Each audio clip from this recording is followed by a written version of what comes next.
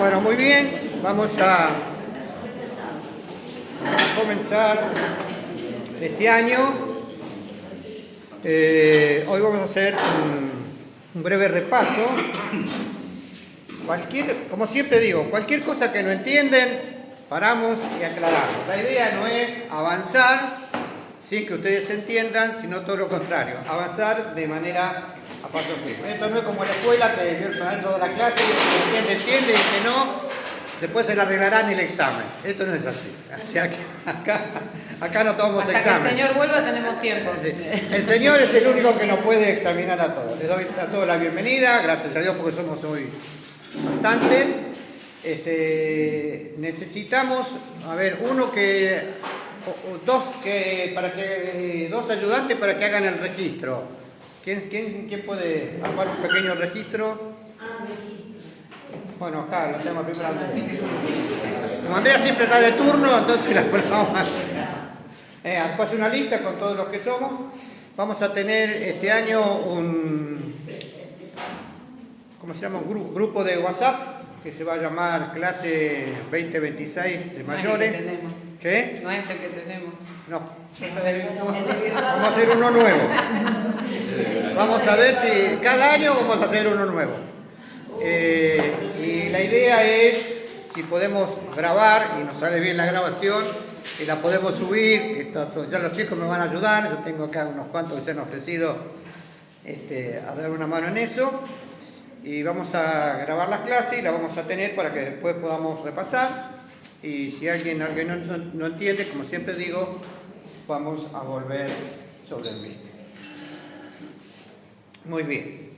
Nosotros comenzamos hace 2 años, ¿no? Pero cómo pasa el tiempo, ¿no? Hace 2 años empezamos con el estudio de los 4 evangelios.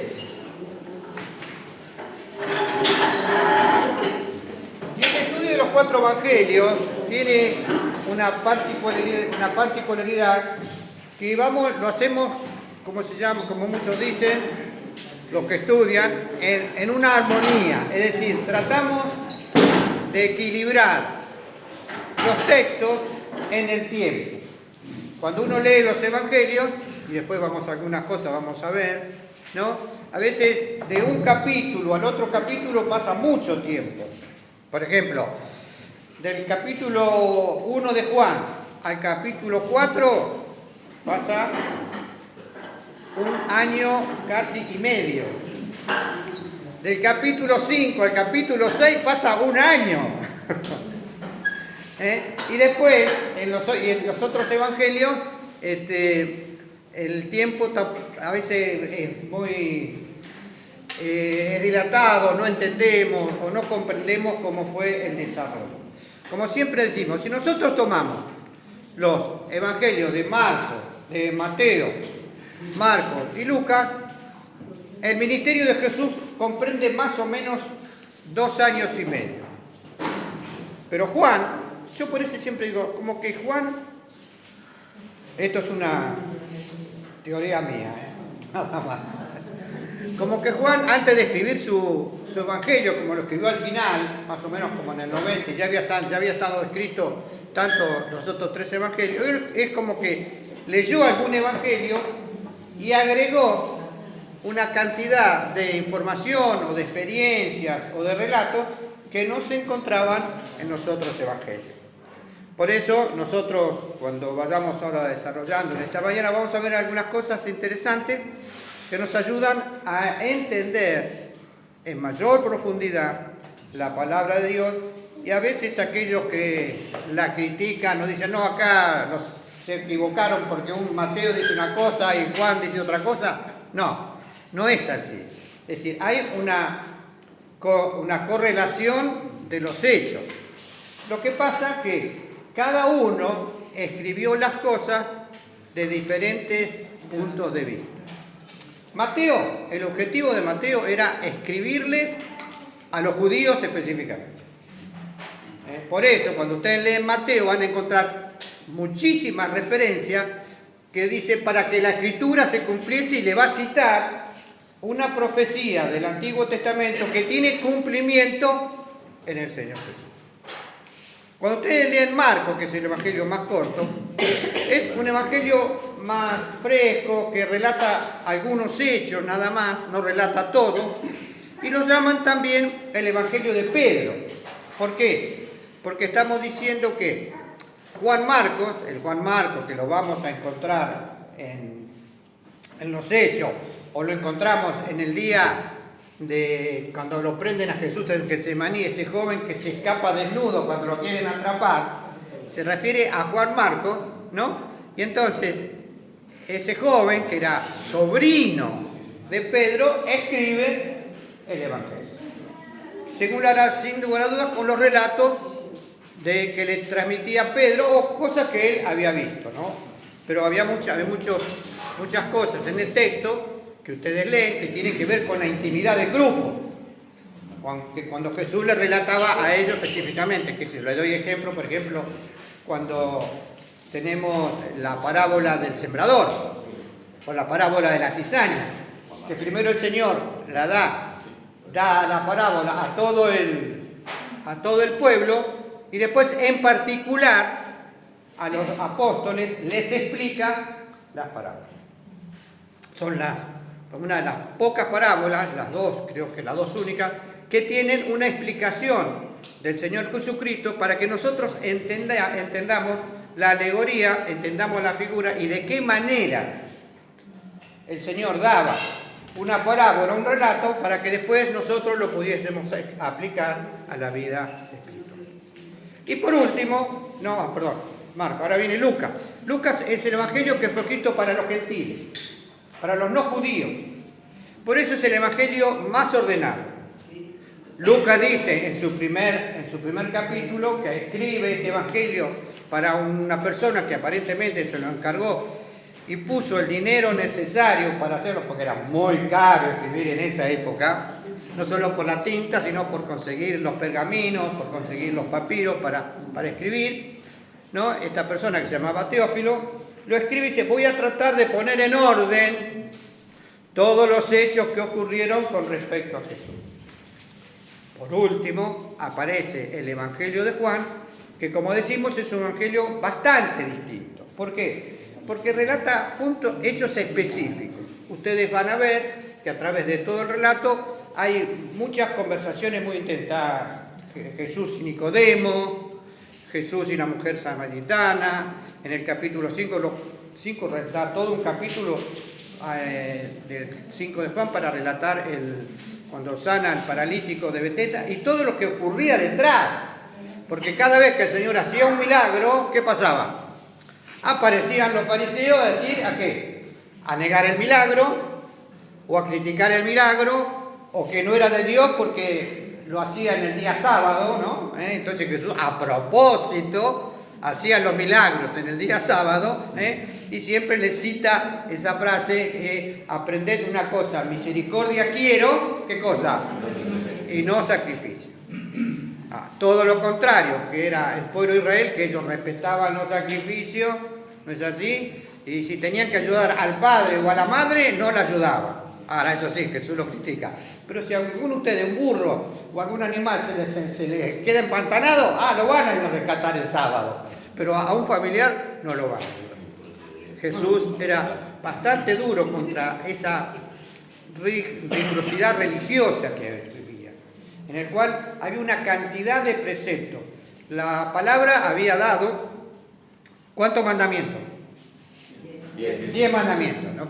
Y después algunas leyes más. Para la época del Señor Jesucristo, los judíos, con todas las tradiciones, habían llegado a 600 preceptos.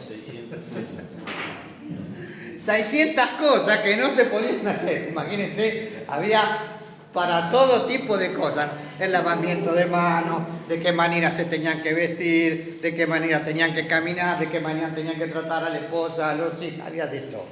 Entonces, todas estas cosas, el Señor fue siempre muy crítico de todo esto. ¿Por qué? Porque Él apuntaba el Señor apuntó a mejorar la ley.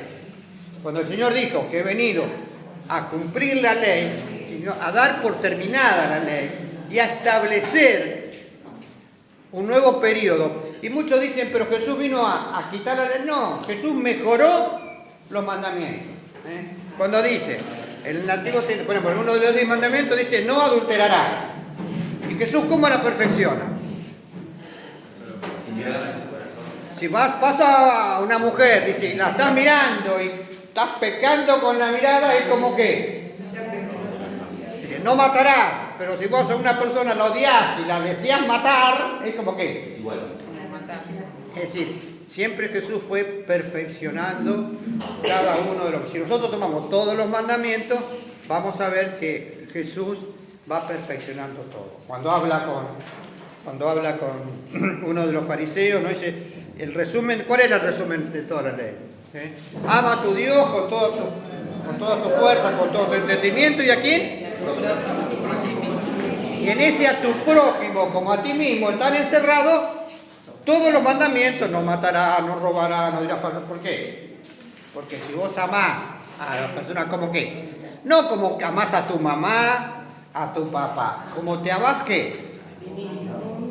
Y nosotros nos amamos a nosotros mismos.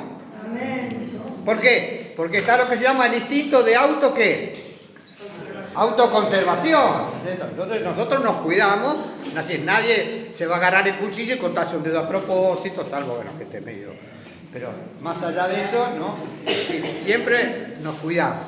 Entonces, Jesús vino a perfeccionar todos los mandamientos. Muy bien.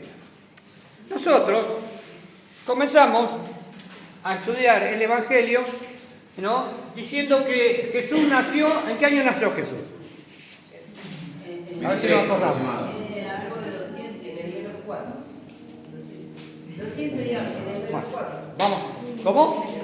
Muy bien. En el menos 4. ¿Qué quiere decir esto? En el menos 4. Nosotros tenemos un calendario. ¿Qué calendario tenemos? ¿Cómo se llama?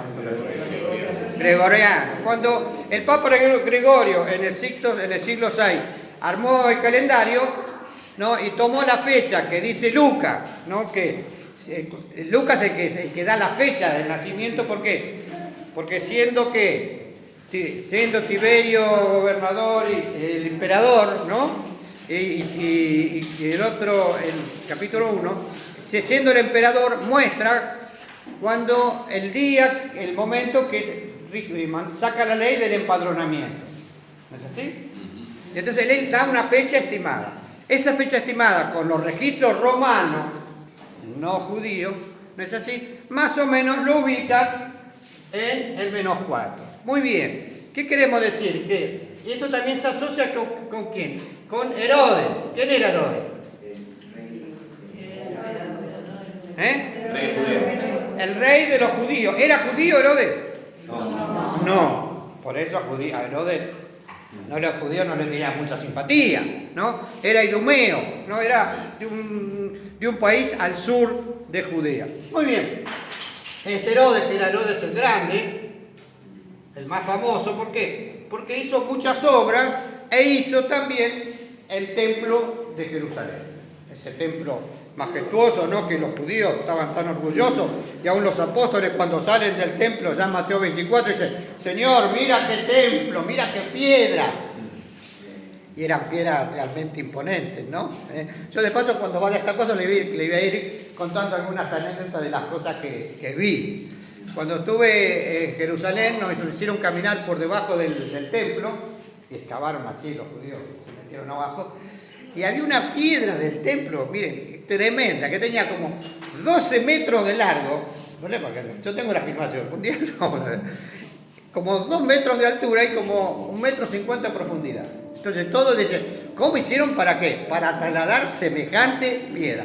Por eso el templo de Jerusalén era un templo imponente, porque estaba hecho todo en mármol blanco.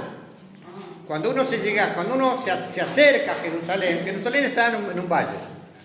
Y hay muchas colinas alrededor. Entonces la gente, por eso decía, bajemos a Jerusalén. Cuando iban hacia Jerusalén, lo que más se veía era el templo, porque era blanco, muy fuerte. Y todas las más piedras que había en Jerusalén generalmente eran de color amarillento, porque eran todas piedras calizas. Muy bien. Herodes el Grande muere también en el año 4. En el año menos 4. Por eso hay referencias, y toman como casi exacta la que el Señor Jesucristo nació aproximadamente en el menos 4 de nuestra era. Muy bien. ¿Cuándo comenzó el Señor Jesucristo la tarea ministerial? A predicar el Evangelio. 30. A los 30 años, ¿no es así? Y entonces, ¿en qué año era? ¿En el año 30? 26. En el año 26. Muy bien. Justo hace 2000 años. Aquí comienza el ministerio público de Cristo. En el año 26. ¿Qué fecha del 26? Al final, en el otoño del 26. Recordemos que ellos están en el hemisferio norte y es al revés de acá. Cuando acá decimos que es primavera, ¿allá qué es? Allá es otoño. Cuando decimos que acá es invierno, allá es verano. Entonces, más o menos, en primavera acá es, pero otoño ¿de qué es? De marzo a junio. Entonces, y primavera es de septiembre a diciembre. Entonces, más o menos en noviembre del 26, ¿qué era? Era otoño. Ahí comienza el Señor Jesús su ministerio público. Muy bien. Hay referencias en la palabra, ¿no? ¿Cuánto tiempo pasó? Nosotros, estos 2 años, vimos aproximadamente desde el año 26, todo el 27 y parte del 28. Entonces, ahora vamos a hacer alguna referencia para que asociemos. ¿De dónde sacamos estas fechas? Estas fechas salen en la palabra, particularmente salen de Juan. ¿Por qué? Porque Juan, Juan 1 a Juan capítulo 4, relata cosas que ninguno de los otros evangelistas relata. Y ahí relatan una Pascua. Siempre se midió el ministerio de Jesús por las Pascuas. ¿No es así? Jesús, ¿en qué fecha murió? ¿En una qué? En una Pascua. ¿No es así? ¿Murió en la Pascua de qué? Del año 30 o el año 31. Ahí más o menos es lo que dicen los que han estudiado. Para la semana que viene, sí, eso, hoy no las traje hoy porque no me andaba la impresora. Les voy a repartir, conseguí una perlita. Después de uno mira así, conseguí lo que se llama una armonía en un cuadro sinóptico. Son 3 o 4 hojitas que les voy a dar y ustedes van a ir a ver todos los hechos de Jesús, en qué evangelio están y qué más o menos en qué año, en qué momento del testimonio de Jesús fue hecho. ¿Eso para qué? ¿Para qué nos sirve? Para que cuando leamos la palabra no se nos mezclen las ideas. ¿Por qué? Porque a veces leemos algo de Jesús y que lo queremos asociar con el profeta Isaías. ¿No es así? O leemos cosas del Nuevo Testamento y la mezclamos con Pablo, ¿no? Hay gente que a veces tristemente hace eso. ¿Por qué? Porque no entiende lo que es la cronología. La cronología siempre es importante. ¿Por qué? Porque tiene que ver, cronología significa ubicarnos en el espacio y en el tiempo en que fueron escritos estos hechos. Esto es importante, ¿por qué? Porque nos ayuda a nosotros a entender los propósitos de Dios. Decíamos entonces que en el 26 comienza. En San Juan, del 1 al 4, va a relatar la primera Pascua. Entonces, comenzó en otoño, fue en abril. ¿De qué año? 27. Del 27, muy bien, en abril del 27. Aquí relata, no es así, en Juan capítulo 2, la primera purificación del templo, ¿se acuerdan? Y también relata que en el capítulo 3, Jesús y quién, y un famoso estudioso. Jesús y Nicodemo. Y ahí lo ubica a Jesús ¿en dónde? Lo ubica a Jesús en Jerusalén. Estos hechos no los relatan ninguno de los tres evangelistas. Los tres primeros evangelistas, recuerden siempre, se llaman los evangelistas sinópticos. ¿Qué quiere decir? Que, ¿vieron, se acuerdan cuando íbamos a la escuela? Haga un cuadro sinóptico. ¿Vieron? La maestra decía eso. Y nosotros decíamos. Horrible, decía. A mí era lo que más me gustaba. ¿Por qué? Porque con poquita palabra ya más o menos te da una idea. Después te daba letra. Por eso me costaba, porque no sabía achicar en pocas palabras. Después te daba letra para que vos puedas agregar un poquito, con pocas ideas. Entonces, el cuadro sinóptico tiene esa característica. ¿Nos ayuda a qué? Nos ayuda a entender lo macro. A ubicar el tiempo y espacio. Exactamente. Por eso los tres primeros evangelios relatan los hechos muy parecidos. Ustedes van a leer, supongo, muchos hechos que están relatados casi en forma copiados uno del otro. ¿Por qué ocurrió eso? Eso vamos a aclararlo también. Porque aparentemente, antes de que se escribiesen los evangelios, se escribieron más o menos a partir del 46. Jesús murió en el 30. Es decir, 16 años después, bastante tiempo después, aparecieron los primeros escritos. Muchos dicen que el primero que se escribió fue el Evangelio de Mateo. Después el Evangelio de Marcos no lo pueden fechar muy bien, y el de Lucas lo van a fechar más o menos en el 60, es decir, unos 30 años. ¿Por qué? Lucas estaba muy asociado ¿con quién? Con Pablo, ¿no es así?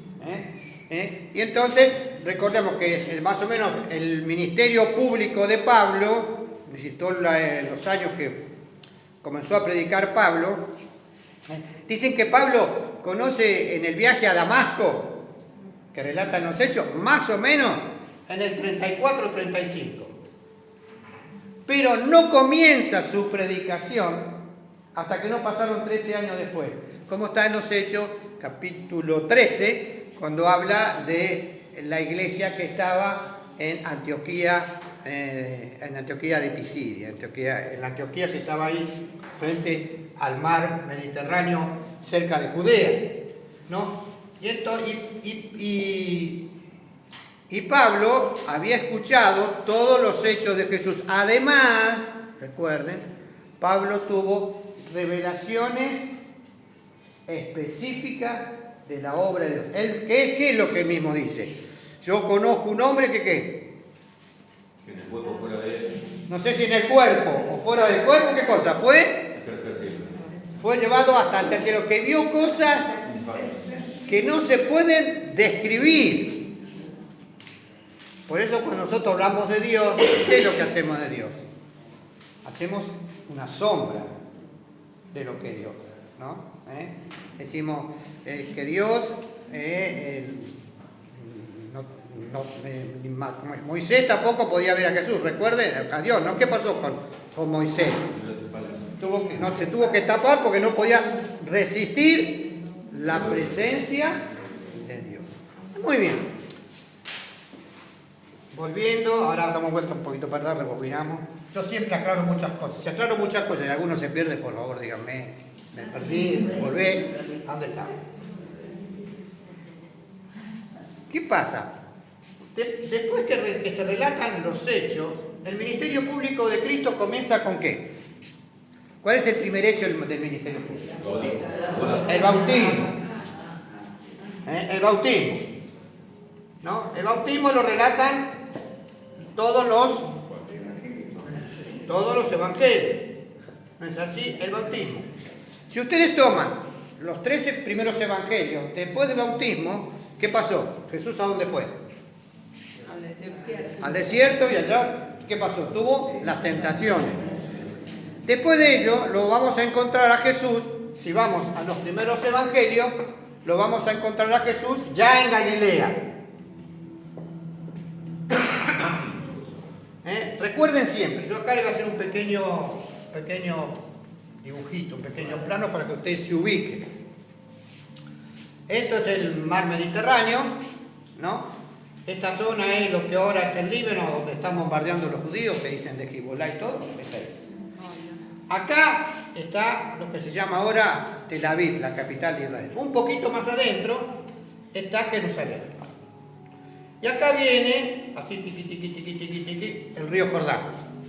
Que el río Jordán, yo me llevé una sorpresa cuando vi el río Jordán. Porque era más o menos ancho de la pared aquella hasta acá, 10-12 metros. Era más angosto que el río Reconquista. Si alguno conoce el río Reconquista, aquel es más ancho, tenía más agua. Perdón, igual que el templo, ¿realmente era así como algo soberbio, Sí, enorme? Sí. ¿O por ahí a ellos les parecía No, en ese tiempo? El templo de... Ahora te aclaro un poquito esto, terminamos. Acá estaba el río Jordán, acá estaba el mar de Galilea, y en el mar de Galilea acá teníamos esta ciudad, acá en la desembocadura, que acá estaba Betsaida. Acá vamos a ver. Betsaida era donde vivían Pedro y Andrés y Felipe. Y cuando pasa Jesús, ¿cuál era el trabajo de ellos? Pescar. Estaban unas aldeas acá. Acá, por acá cerquita está Tiberias. Acá arriba está, esto es Tiberias. Acá arriba está Capernaum. Y un poquito más acá está Nazaret. ¿No? Después que Jesús vino de Egipto, ¿a dónde fue? A vivir. Y se crió. A Nazaret. Pero allá no estuvo mucho tiempo Nazaret, porque cuando Nazaret comenzó a hacer muchos milagros, ¿qué pasó con la gente de Nazaret? Lo echaron. No queremos que estemos acá. Entonces, Jesús se traslada acá a Capernaum. Capernaum era una ciudad importante, ¿no? Cuando estuvimos ahí en Capernaum con Graciela, ahí vimos la sinagoga donde Jesús predicaba. Todavía es lo único que se encuentra. Miren, una cosa a veces maravillosa. Es la única parte del edificio que se encuentra, los asientos y unas columnas. Nada más. Después lo demás está todo destruido. Eso se conservó, ¿por qué? Porque después, cuando en el año 300, ¿no?, el cristianismo deja de ser perseguido, muchos cristianos de la zona que eran en Israel comenzaron a conservar todos los lugares históricos. Muy bien. Y acá era Jesús siempre volvía a Capernaum. Esto era Tiberia, que era una ciudad importante. Y aquí estaba Betsaida. Jesús predicaba alrededor de acá, del mar de Galilea. Por eso, volviendo un poquito más atrás ahora, por eso, después que leemos en los 3 primeros evangelios del bautismo de Jesús, comienzan a hablar de todas las cosas que hizo Jesús ¿en dónde? En Galilea. De eso, fíjense, de el bautismo que está en Mateo capítulo 4, en Lucas capítulo 3, ¿no? O sea, bueno, a los relatos que siguen pasa más de un año. ¿Qué es lo que relata Juan en el capítulo 2, 1, 2 y 3 de los evangelios? No sé si entienden. Ahí se saltea, por eso nosotros decimos que había un año ahí. Muy bien. Vamos de vuelta acá. ¿Mucho lío dice? No. Más o menos se entiende. Más o menos, ¿no? Bueno, muy bien. Después nos va a guiar el papel. ¿Cómo? Después nos va a guiar Después el papel que les doy la semana que viene le va a ayudar un poquito. Muy bien. Entonces Jesús, después que le predique, cuando sale de Jerusalén y después que estar con Nicodemo, esa historia la conocen. Sí, ¿no? La mayoría. Nicodemo es el que dijo al Señor que no era posible nacer. Exactamente. Eso se encuentra en San Juan capítulo 3. En San Juan, cuando termina el capítulo 3, dice el Señor, bueno, vámonos para Galilea. Cuando van para Galilea, ¿pasa por dónde? Por Samaria. ¿Por qué? Si acá estaba Judea, acá estaba Jerusalén y acá estaba Galilea, más o menos por acá estaba Samaria. Entonces, para ir hacia Galilea pasan por Samaria. ¿Y en Samaria con quién se encuentran? Juan capítulo 4. Con la mujer samaritana. Después de eso, ya Jesús va hacia arriba y todos los relatos, fíjense, todos los relatos que encontramos en los evangelios, por ejemplo, en Mateo, ¿no? Desde el capítulo 5 al capítulo 15, van a relatar lo que se llama el gran ministerio de Jesús en Galilea. Jesús durante 1 año y medio predica acá.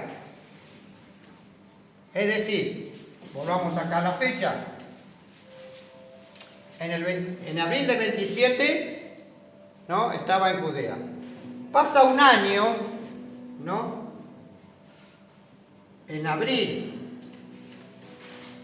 del 28, un poquito antes, ¿no? En abril del 28 ya lo encontramos a Jesús en Galilea.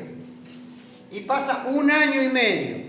Es decir, para ajustarme bien, voy a borrar acá. En más o menos en diciembre del 27, Jesús se va para Galilea. Y todo el 28 y parte del 29 va a predicar en toda esta zona. Entonces, todas las cosas que ustedes leen, fíjense qué interesante, una infinidad de enseñanzas, ¿no? Entre Mateo 5 y el 15, todas esas cosas ocurren en Galilea. Y todo eso más o menos dura 1 año y medio de predicación. Este año y medio donde Jesús toma fama. Donde iba, la gente comenzó a ¿qué? A aglomerarse y a juntarse. Y ahora vamos a leer en San Juan, capítulo 6, y ahora recién empieza la clase, así que se me fue la mano en la introducción. Bueno, todas estas cosas, ¿por qué las dije? Para que nosotros nos ubiquemos ahora. Nos ubiquemos. En San Juan, capítulo 6. Y acá vamos a ver un hecho muy conocido. Si quieren ver el tema de las relaciones de las fechas, les doy los textos, ¿no? Si ustedes busquen en San Juan, el último versículo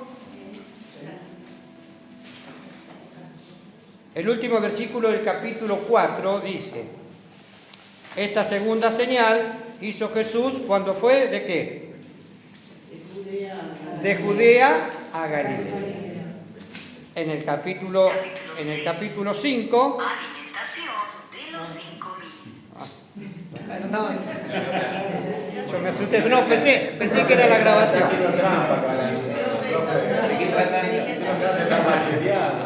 Muy bien. En el capítulo 5, el verso 1. Después de estas cosas, había una fiesta de los judíos y subió Jesús ¿a qué? A Jerusalén. Fíjense, entre el 54, entre el último versículo del capítulo 4 y el primero del capítulo 5 pasa 1 año. Y ahora, viene todo el capítulo 5 y vamos al capítulo 6.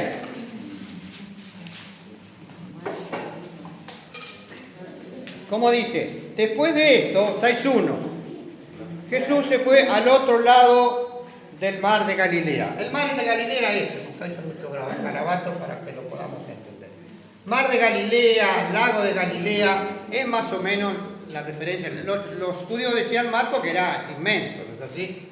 El mar de Galilea, el lago de Galilea es una cosa así, acá viene el río Jordán, y así tiene más o menos 21 kilómetros.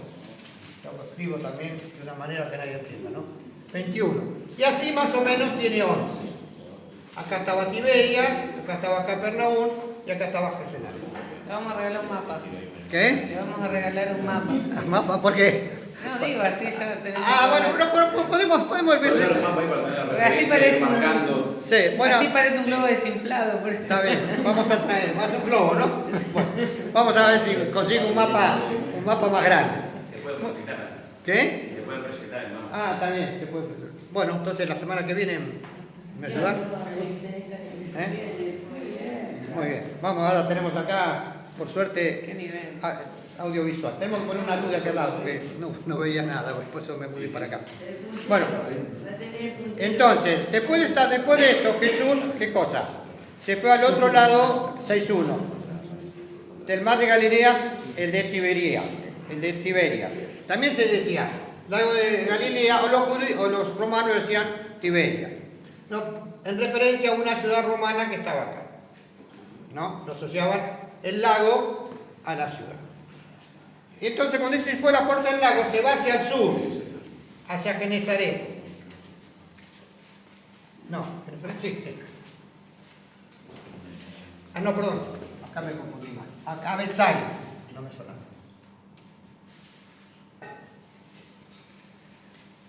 Acá cerca de acá se comienza a juntar la gente. Y fíjense lo que dice el versículo 4. ¿Cómo dice? Estaba cerca la Pascua, la fiesta de los judíos. Muy bien. Y ahí nos da la otra fecha. Habíamos dicho, una Pascua, la segunda Pascua, esta es la primera Pascua, la del 28, la que leímos ahí en el Juan capítulo 1 del 5. Y en Juan 6 ya nos resta la otra Pascua, que es la Pascua del 29. Antes de la Pascua del 29, que la Pascua más o menos era en abril, más o menos, pongámosle 3 meses antes, en enero del 29, que allá es invierno, ¿no es así? Ocurre lo que vamos a leer ahora en este momento. Ya Jesús venía predicando todo un año y medio, por eso se entiende lo que dice. Y le seguía, ¿qué cosa? Verso 2. Y le seguía gran multitud porque veía las señales que hacía en los enfermos. Es decir, ¿y qué cosa? ¿Y qué más dice? Entonces, ¿qué cosa? Entonces subió Jesús a un monte y se sentó allí con sus discípulos. Sí. Y estaba cerca la Pascua, la fiesta de los judíos. Muy bien. Cuando alzó Jesús los ojos y vio que había venido a él gran multitud, dijo a Felipe: ¿De dónde compraremos pan para que coman estos? Muy bien. Fíjense, ¿qué es lo que ocurre? Si ustedes leen Mateo 14, en sus casas, no lo podemos leer ahora porque se nos va la hora. Mateo 14, Marcos 6 y Lucas 9, allí se relata el mismo hecho de que Jesús alimentando a los 5.000. Y en esos relatos dice que Jesús había estado todo el día predicando, todo el día enseñando. Y entonces la gente que escuchaba ahí, yo siempre me pregunto, ¿cómo hacían para escuchar esas personas, 5.000 personas, sin que acá somos, ¿cuánto? Somos 100 a veces, 70 y no tener el micrófono, no lo escuchamos. Y quizás Jesús buscaba un lugar que tenga una resonancia y capaz que él hablaba fuerte. Era un lugar alto y el viento. Exactamente. Exactamente. Lo agachaban y la voz se oía. Exactamente. Siempre buscaban los que hablaban, ¿no? Lo mismo ocurría, qué sé yo, en el siglo pasado, cuando la gente hablaba y no había micrófono, perdón, el otro siglo pasado, en el 1800, que no había micrófono, ¿no es así? Que se buscaba un lugar alto, como dice Moni, por eso que es más elevado, el viento descendía, porque del frío al calor, ¿no? Entonces descendía un poco el viento y allí llevaba la voz. Y aparte que la gente haría mucho silencio, ¿no? ¿Es así? Así que el pobre chiquito, la mamá le estaría pellizcando la pierna, callate nene, ¿no? Ahora ya no hacemos más eso, pero antiguamente se hacía. Muy bien, entonces, y estuve cerca de ese lago, yo estuve acá, estuve por acá. y no hay nadie. Que son todas plantaciones de bananas y ese tipo de cosas, ¿no? Y estuvimos haciendo un día de picnic ahí con Graciela, estábamos los dos solitos porque era martes, no sé qué día era. No se escuchaba ni un ruido. Ahora, imagínense que está todo poblado. Lo que sería en esa época que había mucho menos gente. Entonces, por eso Jesús, sin lugar a dudas, hablaría muy fuerte. Porque todos, quizás hasta le varía muchísimo la voz, la palabra lo dice muchas veces que Jesús hablaba fuerte, hasta a veces gritaba, ¿es así? Para que todos los escuchasen. Cuando termina todo el día de predicar, ve a la gente, como dice los otros evangelios, que estaban derramadas como ovejas sin pastor. Y entonces dice la palabra que el Señor tuvo que compasión de ellas. Este hecho lo conocemos históricamente, lo vamos a hacer rapidito para ir después más a la idea que tenemos en la clase en esta mañana, que es lo que ocurre, ¿no es así? Dice, denle a ustedes de comer. Entonces uno de los apóstoles dice, pero Señor, no nos alcanzan 200 denarios para darle de comer. ¿Cuántos son 200 denarios? No sabemos, pero para que tengamos alguna referencia, ¿no? Un denario era lo que ganaba un obrero en un día, ¿no es así? Entonces, más o menos una persona hoy, ¿cuánto puede ganar? 50.000 pesos por día, más o menos, un poco más, poco menos, mucho, ¿no? Bueno, 40.000. Bajamos para abajo. 30.000. Bueno, más o menos ganaba esto. Esto lo multiplicamos por 200 y más o menos, imagínense, no alcanzan 6 millones de pesos para darle de comer. Sí. Hago esa traducción para que nosotros podamos ver la idea. Pues si no decimos 200 denarios, no se ve si es mucho, poco. De allí entonces, ¿qué es lo que dicen los apóstoles? Los apóstoles no trabajaban, vivían de la caridad, lo conseguían a Jesús. Jesús no tenía muchos recursos, no tenían exceso de dinero. Los apóstoles. ¿Cómo? Los apóstoles. Sí, perdón, no dije los sacerdotes. Dejaron de ir a sacar pescado. ¿Cómo? Porque dejaron de sacar pescado y no comían. A pescar. Claro. Sí, pues ya habían dejado de pescar hacía tiempo. Claro. Ya hacían 2 años y medio, 2 años y un poquito, que habían dejado de pescar. No tenían muchos recursos. Entonces ocurre ese milagro, como dice el 7, Felipe le respondió, decir, 200 denarios de pan no bastarán para que cada uno de ellos tomase un poco. Uno de los discípulos, Andrés, hermano de Simón Pedro, le dijo, aquí hay un muchacho que tiene 5 panes de cebada y 2 peces. Ya me hizo referencia. Vieron que cada vez que hay una manifestación de mucha gente, ¿qué es lo que hacen los argentinos? Popular. Aparece el kiosquito de choripán, ¿no es así? Y a lo mejor este chico, o la mamá le dio para que comiese, pero dio 5 panes y 2 peces, era mucho para él, para comer. A lo mejor estaba llevando para tratar de vender algo. No sabemos qué era lo que ocurrió en sí mismo, ¿no? Toma entonces esos pancitos y hace ese gran milagro de la multiplicación. ¿No es así? Entonces Jesús, dice el 10, dijo, haced recostar la gente, ¿no? Y había, ¿qué cosa? Mucha hierba, Marcos va a decir, había mucha hierba verde. Es decir, a pesar de ser invierno, se mantenía el pasto, y entonces la gente se recuesta por todos lados, y entonces toma las gracias, ¿no? El versículo 11, y tomó Jesús aquellos panes, y habiendo dado gracias, los repartió entre sus discípulos. Y los discípulos entre los que estaban recostados, y asimismo los peces. ¿Cómo habrá sido ese milagro?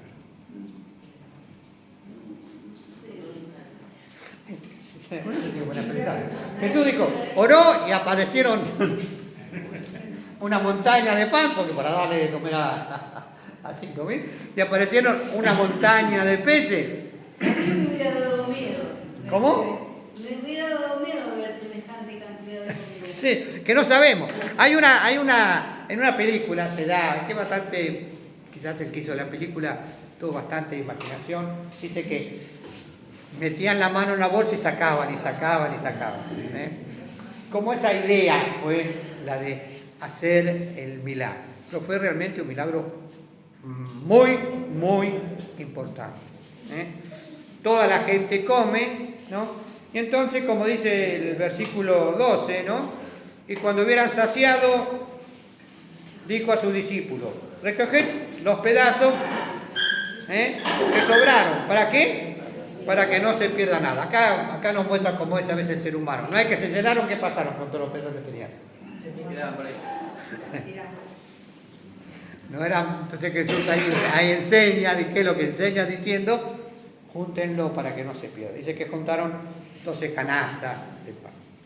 Aquellos hombres, en el verso 14, aquellos hombres entonces, viendo la señal que Jesús había hecho, dijeron, verdaderamente este es el profeta que había de venir. Pero entendiendo Jesús que iban a venir para apoderarse de él y hacerle rey, volvió a retirarse a un monte solo. Este texto, luego de ese gran milagro, ¿qué pasó? La gente, imagínense, comenzó a ver en Jesús, ¿qué cosa?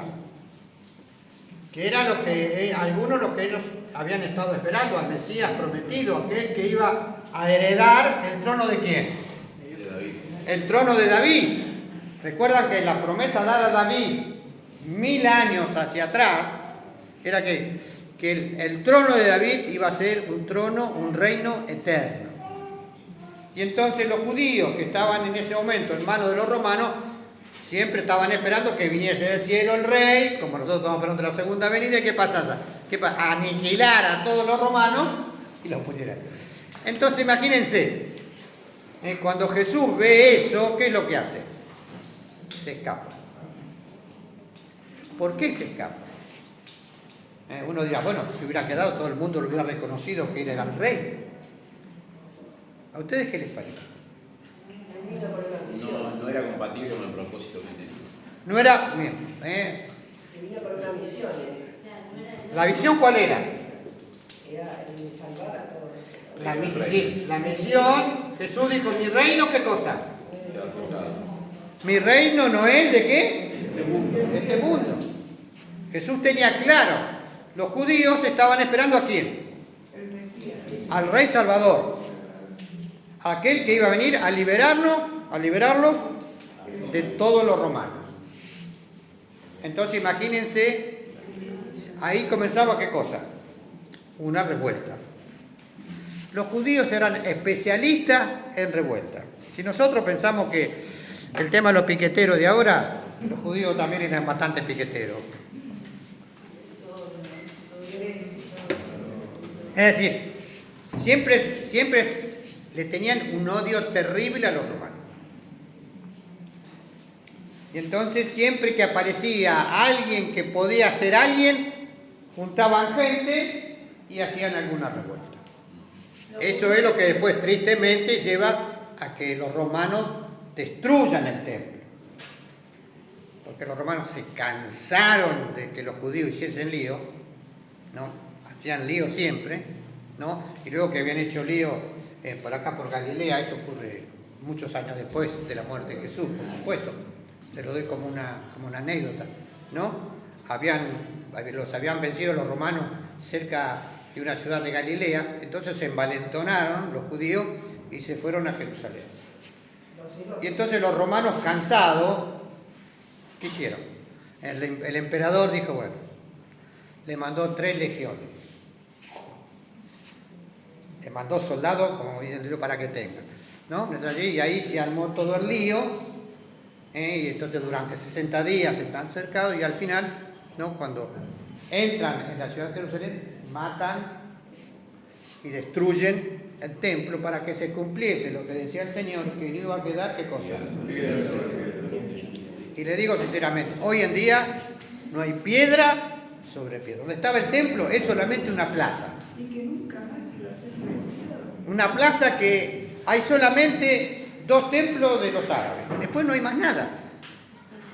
Es toda una plaza que tiene como 10 manzanas, que era lo que ocupaba el templo, que vos decías, el templo era muy imponente. El templo, en la época de Jesús, le hago alguna referencia, era así, tenía más o menos 3 manzanas por 3 manzanas.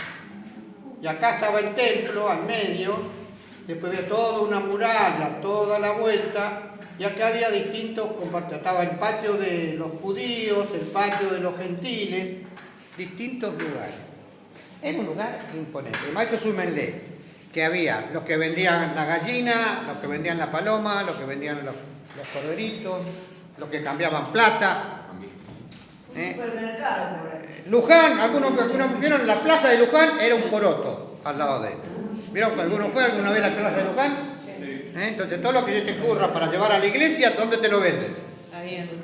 Te lo venden en la plaza. Lo mismo ocurría en esa época. ¿Los judíos eran más inteligentes que los romanos? No, ¿No? no. En esa época, Roma era como es Estados Unidos hoy. Tenía todos los portaaviones y tenía todos los aviones posibles. Y todas las bombas posibles. No eran así, pero tenían todos los... Imagínense que los romanos dominaban todo. Sí. Todo lo que es el mar Mediterráneo. Si el mar Mediterráneo es este, todo lo que estaba acá alrededor, desde Inglaterra hasta lo que hoy es Irán, y desde Alemania hasta lo que hoy es Marruecos. España también. Sí, por supuesto, todo lo que estaba. Era todo el Imperio Romano. Y realmente era asombroso el poder que tenían, no solamente el poder, sino donde iban los romanos, hacían la ciudad romana. Traían agua corriente, traían saneamiento, hacían cloacas. Se van los viñedos, todo, que vengan las Malvinas. ¿Qué? Y eso no, pero miren, a mí me llamó la atención. Nosotros estamos con Graciela en una ciudad en Jordania. En Jordania si este es el Jordán, del otro lado, acá está Jerusalén, acá, una ciudad por acá, perdida, una ciudad romana. En la calle principal, cada 20 metros estaba la boca, tormenta, porque abajo pasaba el desagüe. Para que los tipos destapaban y se tenían que... Estaban los baños públicos. Había agua, habían inventado caños de plomo, los caños para transportar el agua. Hacían unos acueductos que tenían kilómetros y kilómetros. Entonces, los romanos tenían muchísimo poder, por supuesto. Gobernaban con mano de hierro. Al que se hacían locos lo degollaban y ya está, no iban a entrar ni a discutir ni a nada. Y a todos le cobraban tributo. Por supuesto, lo que no, que por eso, cuando uno lo ve a los publicanos y cuando lo ve a Mateo, ¿qué pasaba con Mateo? Mateo cobraba los impuestos. ¿Para quién cobraba los impuestos? Para los romanos. Por eso lo odiaban a Mateo. Odiaban a los publicanos, a los que cobraban los impuestos. Y entonces juntaban dinero de todo el mundo. Muy bien.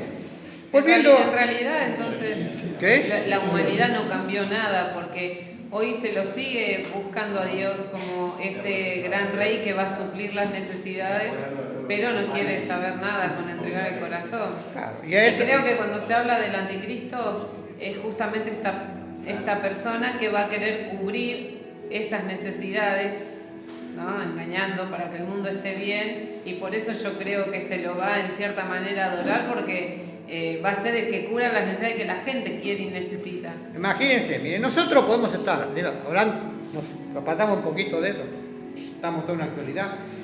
Si logran destruir a Irán, y Irán se transforma en un país, entre comillas, democrático, que viene a ser dominado por Estados Unidos, Claro, en realidad. ¿qué pasa? Aparece la paz en Medio Oriente. ¿Y qué pasó? Al aparecer la paz en Medio Oriente, está el camino preparado para la venida del anticristo. Para la vida de Está la venida, ¿por qué? Porque cuando llegue el anticristo, ¿qué es lo que dice la palabra? Va a estar una paz mundial. Va a decir paz y seguridad. Exactamente. Entonces, ahora el único problema, ¿quién es? Irán, que ¿qué? Que se resisten. Que se resiste. Irán, que alimenta a todas las células terroristas. Como todo que en eso. este momento tiene el mango del sartén, digamos, porque tiene, en cierta manera, por todo el petróleo y todo lo que Sí, tiene. hay un odio religioso, y entonces en ese odio religioso que aparece. Si logran eso, que es muy posible que lo logren, ¿no? Va a ocurrir ¿qué cosa? Todos los países que hoy están odiando a Jerusalén, a los judíos, lo quieren destruir, todos los árabes se van a decir que ya Arabia Saudita, Emiratos Árabes y muchos otros países dicen quieren reconocer a Israel como nación.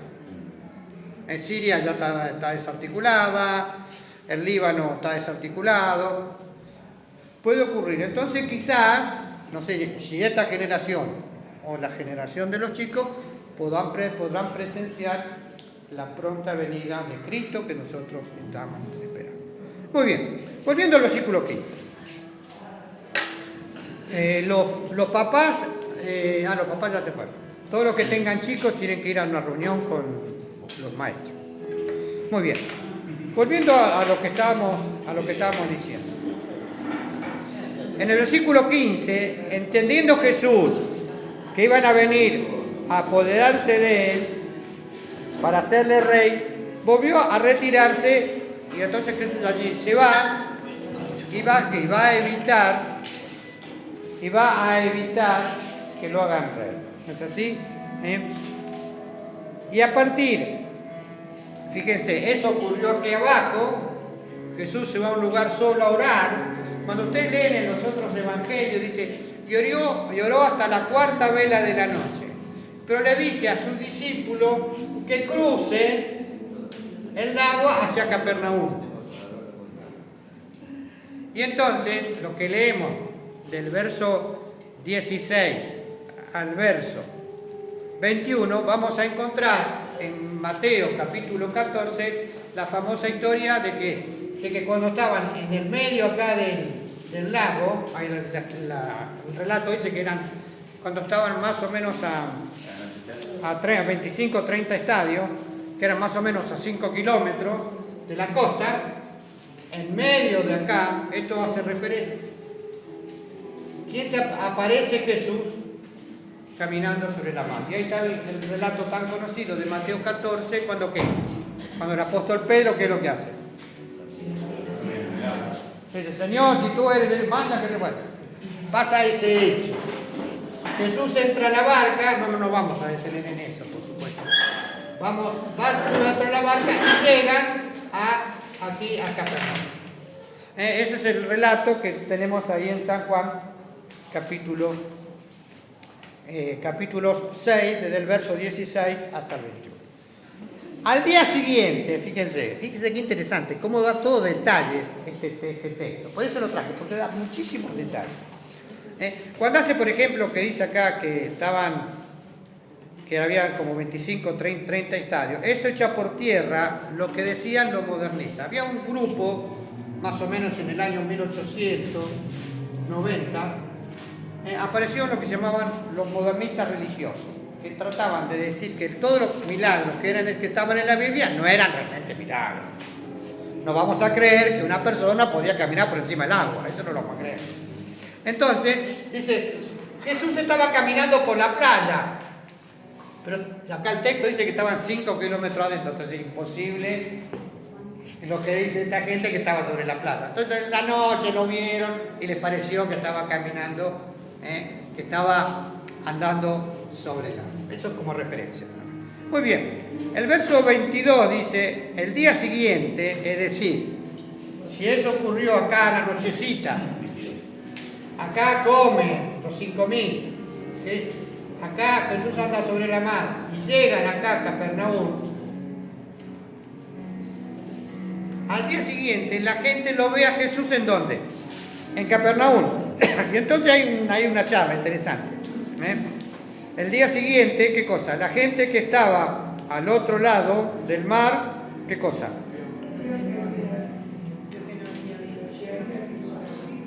que no había, que no sí, hay gente que de acá de Tiberia, lo que dice el texto, dice Jesús está cerca de Bethsaida, vayámoslo a ver, lo vienen a buscar acá y no lo encuentran, pero fíjense lo que dice el texto.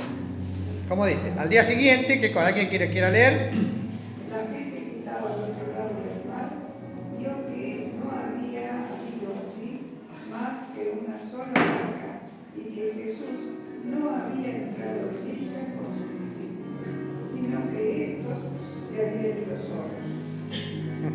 ¿Sigo? sí, Pero otras barcas habían arribado a Tiberias, junto al lugar donde había comido el pan que fue de haber dado gracias al Señor. Cuando vio pues la gente que Jesús no estaba allí, ni sus discípulos entraron en las barcas y fueron a Capernaum buscando a Jesús. no, ahí entendemos lo que pasó, el texto es bien clarito, lo buscan acá, ¿no? Había un solo barquito, con este que va para allá, la gente acá, el otro día, bueno, Jesús está allá, vienen en barco a buscarlo acá, no está. ¿Qué pasó? Se fue a Capernaum y van a buscarlo a Jesús. Y al principio del 25 dice, y hallándole al otro lado del mar, es decir, arriba, ¿no? ¿Qué es lo que pasa? Le dijeron, ¿cuándo llegaste acá? Se dan cuenta que hubo algo ahí, un hecho sobrenatural. ¿Por qué? Porque en esa época no había ni taxi, nada rápido, ¿para qué? Ni lancha taxi, ni un taxi aéreo para que lo llevase, ¿no? Evidentemente esto lo escribe Juan, ¿para qué? Para que veamos, ¿no?, el poder del milagro del Señor. Muy bien, y para terminar, leemos el versículo 26. ¿Cómo dice? Respondió Jesús y les dijo, de cierto os digo que me buscáis, no porque habéis visto las señales, sino porque comisteis el pan y os saciasteis. Y el 27, ¿cómo dice? Trabajad no por la comida que perece, sino por la comida que a vida eterna permanece, la cual el Hijo del Hombre os dará, porque este señaló Dios el Padre. Muy bien. Los versículos 26 y 27 ahora comienzan algo nuevo.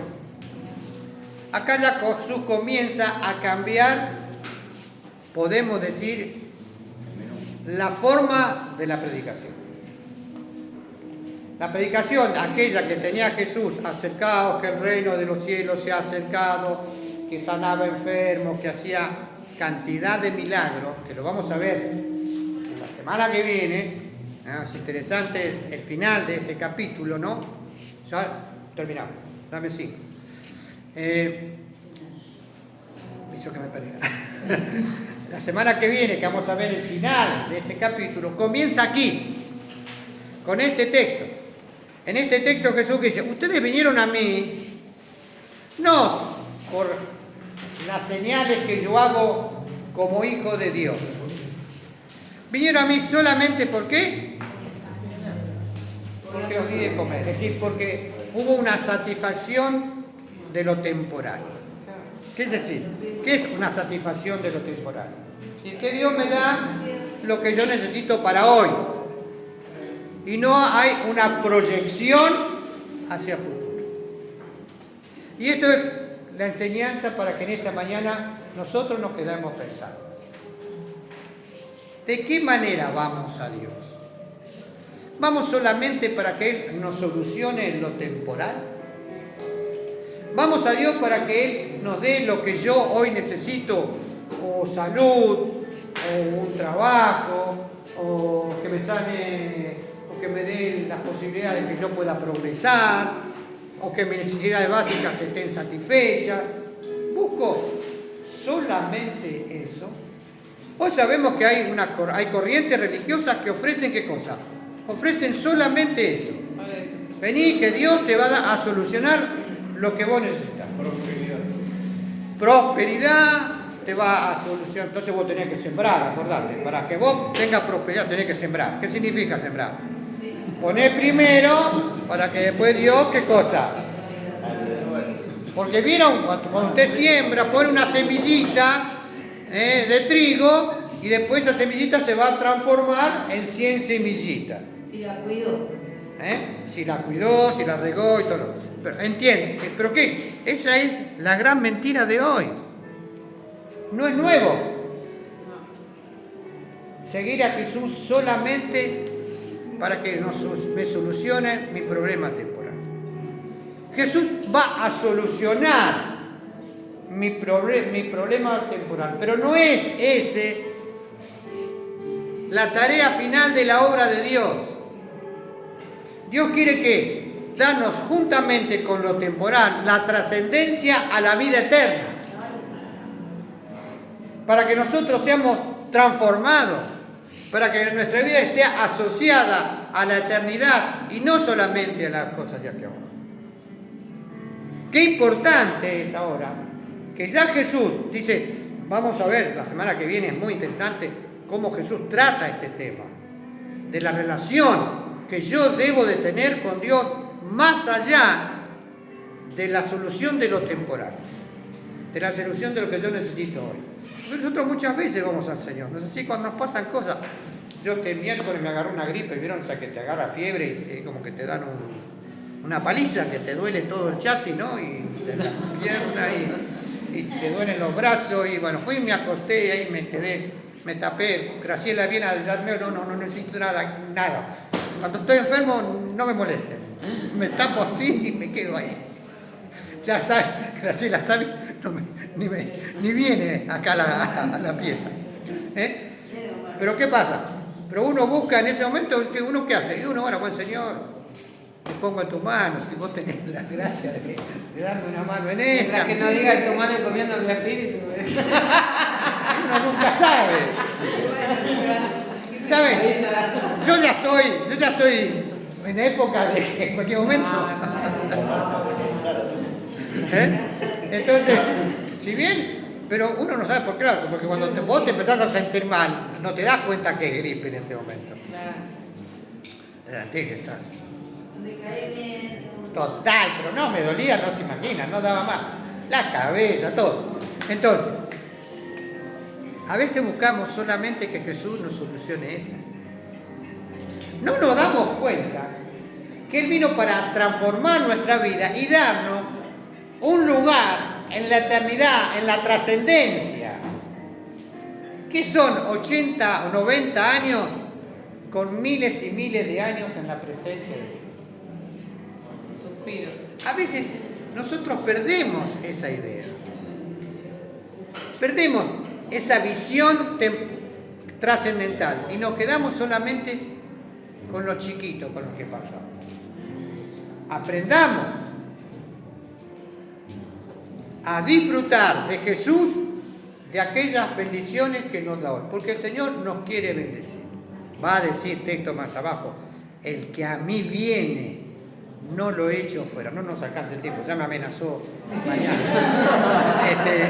El que a mí viene, pero la semana que viene vamos a ver eso, esa frase preciosa, el que a mí viene, no le echo fuera. Jesús, si vamos a Jesús, Él va a solucionar lo temporal cuando nosotros tengamos una visión trascendental. ¿Entendemos? Cuando estemos mirando allá arriba, el Señor va a decir, yo sé de todas las cosas que ustedes necesitan antes que ¿qué? Que me la pidan. Más buscar primeramente el reino de los cielos y todas las cosas vienen por Y su justicia y qué cosa. Y lo demás te lo va a dar. Pero nosotros tenemos que mirar, ¿nosotros qué pasa? No hacemos eso. Miramos acá, Señor. Y nos olvidamos de eso. Pensemos. Como dice el versículo 27, con esto finalizamos. Y vamos a empezar con este versículo la semana que viene. Trabajad, no por la comida que perece, sino por la comida que a vida eterna permanece, la cual el Hijo del Hombre os dará, porque a este señaló Dios el Padre. Piensen en eso esta semana. Y sin lugar a duda vamos a ser ricas, pero ricamente bendecidos. Que el Señor nos bendiga, espero que hayan entendido. Nos vemos el domingo.